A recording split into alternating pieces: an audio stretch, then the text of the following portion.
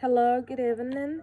My name is Walkiris Rodriguez, and tonight, we have the simple past tense. This is a very simple tense to learn, as the own title say it. Is one like of the most commons that we learn at the beginning of a language, of any language actually, not only English, because we usually use it pretty often. So for this one, you need to know that we use this when we are talking about things we did in the past, and it doesn't have like in a specific time. It could be recently or not, and we are not doing that at this moment. It doesn't mean we are not gonna do it again. It just means that we are not doing that action right now. Because if you slept last night, it doesn't mean you're not gonna do it tonight. It just means that you already did it, right? So it is used for that, to express things you have made in the past. Could be recently or not. Then for this, you need something really important. You need to keep in mind something really important. We have the regular and irregular verbs. For this, we have a rule for regular verbs. You add ed, like E as in echo, D as in David, at the end of the verb, and it turns to a verb in past. But if you want to express or to use an irregular verb, you need to learn it. Because for example, you can't say drinked as the past of the verb drink, because it's wrong, right? You need to say drunk. That's the past of the verb drink. So there are regular and irregular verbs. You need to learn the irregular verbs, and for the regular verbs, there is a rule. You add ed at the end of the verb, right? This is one of the main important things that you need to keep in mind. Then, after you recognize and identify which one you should use in the sentence, we have a formula, like a formation for that, which is the noun, personal noun, like I, you, he, she, we, they. And then we have the verb in past, and after that, we have the object, right?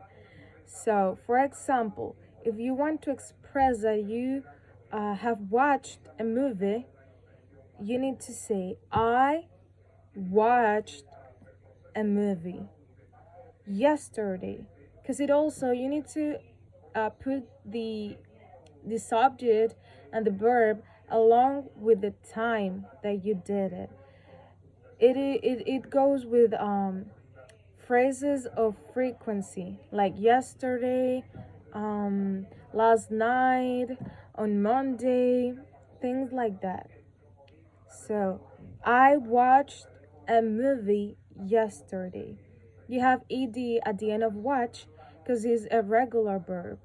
But if you want to say that you have uh, um, that you drank alcohol, you need to put that in the past with the irregular verb. I drank alcohol at the club last night. That's the way that you use this. So basically is that. But we need to keep also on mind that we have another important verb that we use every day, which is the verb be. And this is also change. It's not like be and then you add ed, because it is was and were. Was is used with uh is he, she, and it, right? And then I. And then we have were, which is used with they, we, and you. So if you want to say that you were at the club dancing, you can say I was dancing at the club on Sunday. That's the way you say it. I was dancing at the club on Sunday. So the formula for this is like is pretty alike. You have the subject, which is the noun, I, and then the verb in past, the verb be in past, was.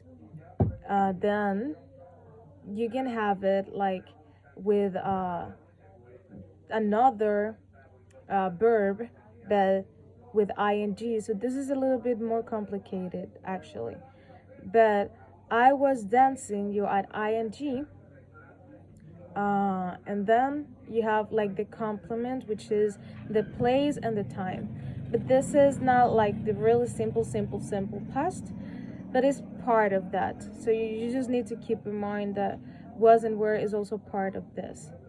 And if I'm not wrong, that's it. That's basically how you learn this simple past.